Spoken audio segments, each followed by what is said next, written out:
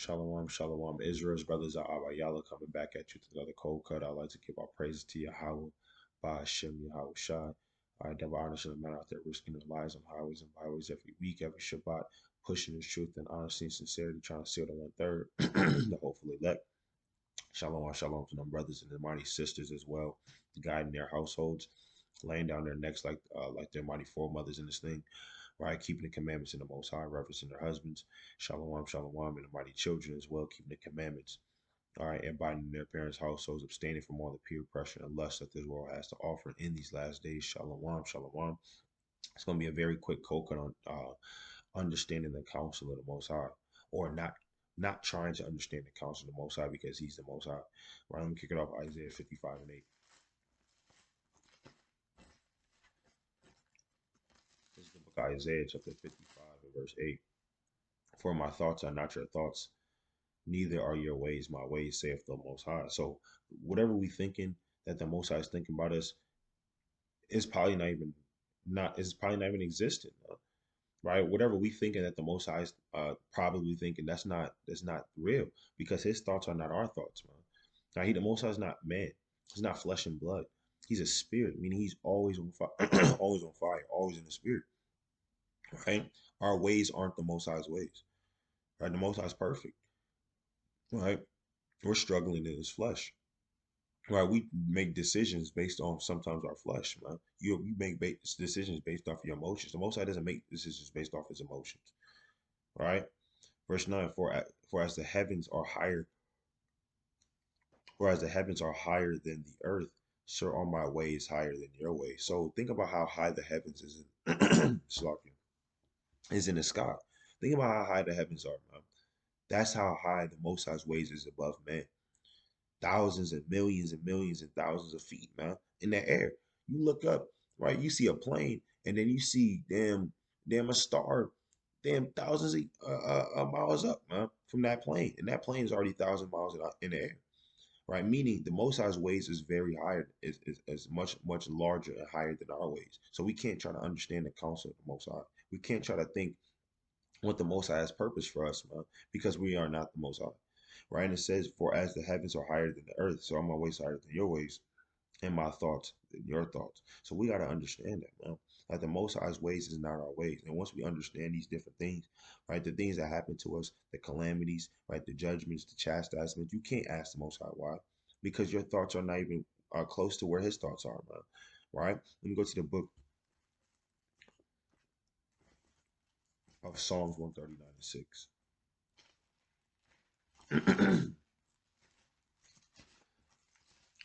This is the book of Psalms, chapter 139:6. Such knowledge is too wonderful for me. I sorry, verse 3. Thou compassest my path and my lying down, and art acquainted with all my ways.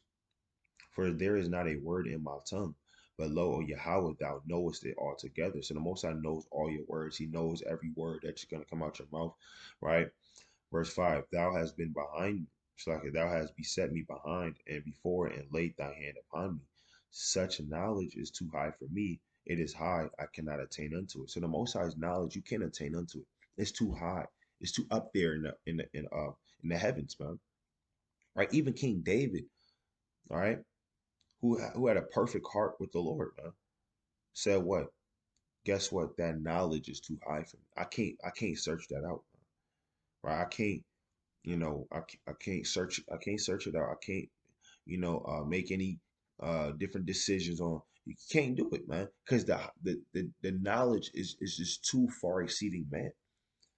Right? Let me read on, and it says, verse 7: Whither shall I go from thy spirit, or whither shall I flee from thy presence? Because there is no fleeing from the Most High's presence. Right? He fills heaven and earth. If I ascend up to heaven, thou art there. If I make up my bed in hell, behold, thou art there. I take the wings of the morning and dwell in the outermost parts of the sea. Even there shall thy hand lead me, and thy right hand shall hold me. So the Most High, He in the sea, He on the earth, He in the heaven. You can't escape the Lord. And even that's a lot of comprehension in itself that man can't even understand. Man. And that's what King David was saying. Let me go to the book of Second Ezra, chapter 4.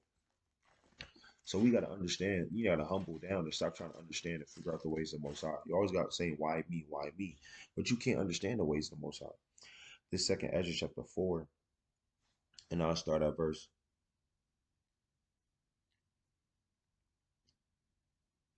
13. He answered me and said, I went into a forest, into a plain, and the trees took counsel and said, Come, let us go and make war against the sea, that it may depart from us, and that we may make us more woods. Right? So the trees, the angels breaking something down to Ezra's.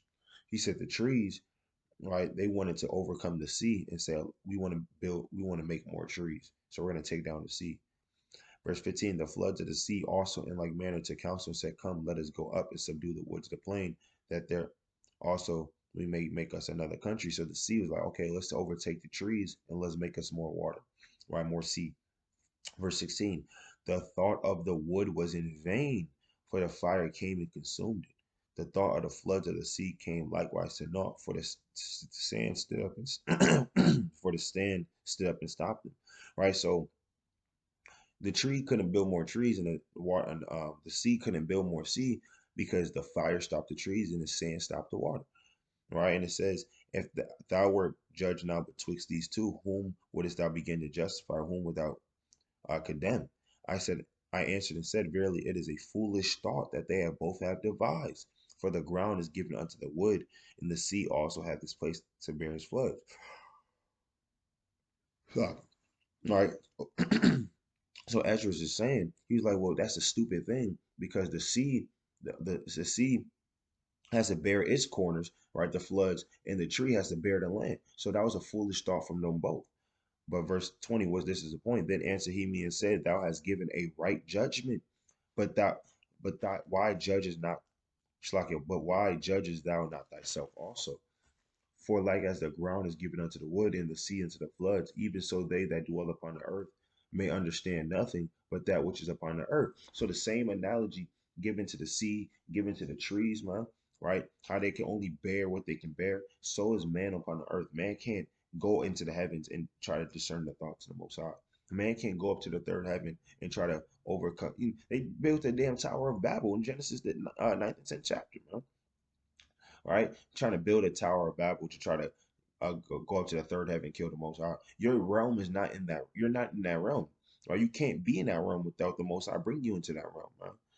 Right? So that's a vain thought that a man can have, right? And it says, even so, they that dwell upon the earth may understand nothing but that which is upon the earth, and he that dwelleth above the heavens may only understand the things that are above things that are high in the heavens. Then answered I and said, I beseech thee, O Yahweh, let me have understanding, man. And you gotta ask the Lord for understanding because wisdom comes from on high. Wisdom's not on earth, man. Wisdom is actually from on high. Let me go to Sirach 1 and 1.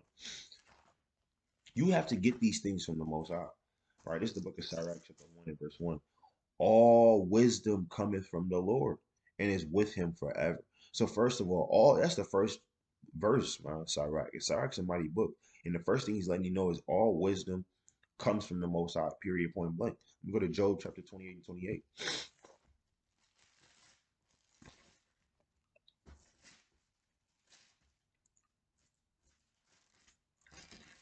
This is Job 28 and 28. And unto, I'm start at verse 20. Job 20 and 20. Whence then cometh wisdom, and where is the place of understanding? So he's asking, where's wisdom? Where can you find wisdom? Where can you find the place of understanding? Where's its origin? Where's its roots? But what? Seeing it is hid from the eyes of all the living and kept close from the fowls of the air, right? So it's hid from the eyes of all the living. You can't just find wisdom. You can't dig up wisdom. You can't buy it at a store, right? And it says, seeing it is hid from the eyes of all living and kept close from the fowls of the air, destruction and death say, we have heard the fame thereof with our ears. The Most High understandeth the way thereof, and he knoweth the place thereof. For he looketh to the ends of the earth and seeth under the whole heaven to make wait for the winds, and he weigheth the waters by measure. Imagine the Most High weighed the waters by measure. Think about how much water is on this earth. Right? Think about the Atlantic Ocean, Pacific Ocean, Arctic Ocean, Mediterranean Sea, the Black Sea, right? The Pacific. Hey, imagine the Lord weighing the waters, man. All the waters in the earth. You can't comprehend that. There's no measurement in Esau's school system that can measure all the waters of the earth, man. I don't care how hard you look. Verse 26, when he made a decree for the rain and made a way for the lightning of the thunder, then did he see it and declared it, he prepared it, yea, and searched it out. And unto man he said, behold, the fear of the Lord, that is wisdom, and to depart from evil is understanding. So the wisdom comes from being fearful of the Most High. Wisdom comes from on high, from the Most High, right? Once you have that fear of the Most High, that's the beginning of wisdom, man. And departing from that evil is understanding. Okay, this is the will of the Most High. It's not to do evil anymore. So we got to understand something when we're catching hell, when we're trying to figure out why certain things are happening to us. Just kind of sit back and relax and understand the Most High. That you can, you're not the Most High. Just do whatever you can do. Right, go with the course. Force not the course of a river, as it says in Sirach 4:26, and just go with the flow of the Most High, man, and stop trying to understand His ways. Right? It's like you trying to talk to your mom after she told you to do something. Well, why do I got to do this? Why I got to do that? Because I said so. That's how the Most High is. Because I said so. I'm gonna put you through this furnace at the degree that I want to put you through. It's not for you to understand why you at that certain amount of degree, right? And when you come to an understanding of that, and you understand that, to an extent, it's gonna be easier, to have patience and catch this hell and have that patience, man. Right, as it says in Romans 5:3. So I'd like to give all praises to Yahweh Shemel Shai. It's a very quick cold cut, right? Lord willing, you was edified, kind of start your day off right. I'd like to give all praise to Yahweh Shemel Shai. Bit of money strong. Shalom.